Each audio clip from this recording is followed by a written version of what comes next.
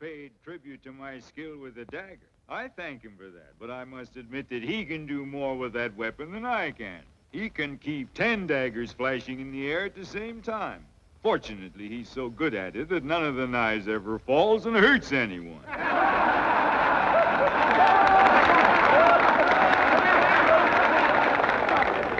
Now, you've heard the judge make allusion to those who advocate voting and eating and marrying and sleeping with Negroes.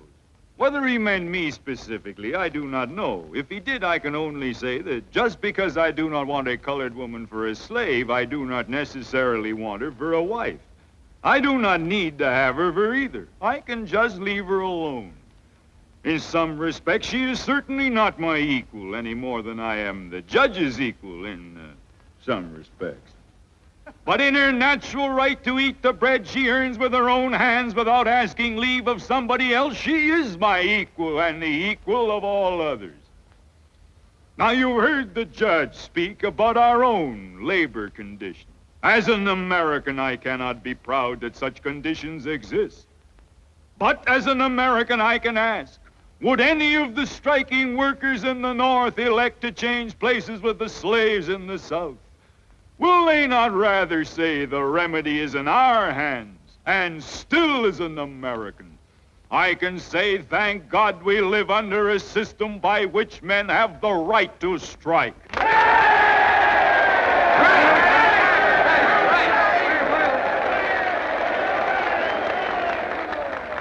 I am not preaching rebellion. I don't have to. This country with its institutions belongs to the people who inhabit it. Whenever they shall grow weary of the existing government, they can exercise their constitutional right of amending it, or their revolutionary right to dismember or overthrow it. If the Founding Fathers gave us anything, they gave us that.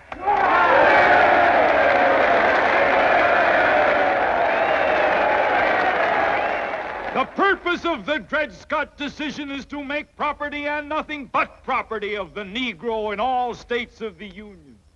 It is the old issue of human rights versus property rights. It is the eternal struggle between two principles. The one, the common right of humanity. The other, the divine right of kings. It is the same spirit which says, you toil and work and earn bread and I'll eat it.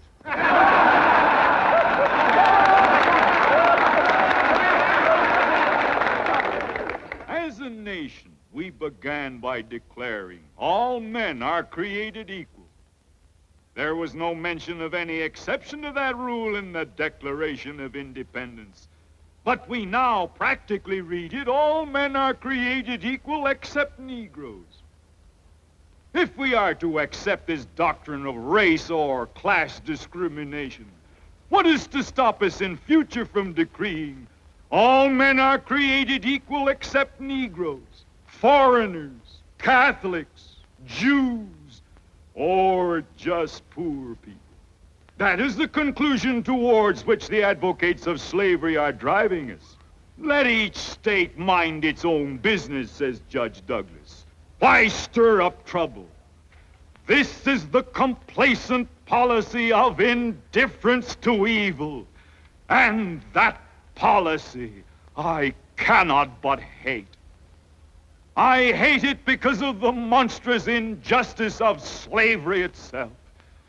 I hate it because it deprives our republic of its just influence in the world, enables the enemies of free institutions everywhere to taunt us as hypocrites, causes the real friends of freedom to doubt our sincerity, and especially because it forces so many good men among ourselves into an open war with the very fundamentals of civil liberty, denying the good faith of the Declaration of Independence and insisting that there is no right principle of action but self-interest.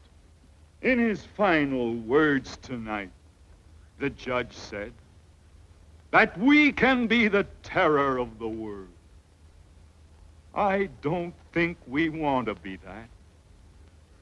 I think we would prefer to be the encouragement of the world, the proof that at last man is worthy to be free. But we shall provide no such encouragement unless we can establish our ability as a nation to live and grow. And we shall surely do neither if these states fail to remain united. There can be no distinction in the definition of liberty as between one section and another, one class and another, one race and another. A house divided against itself cannot stand. This government cannot endure permanently, half slave and half free.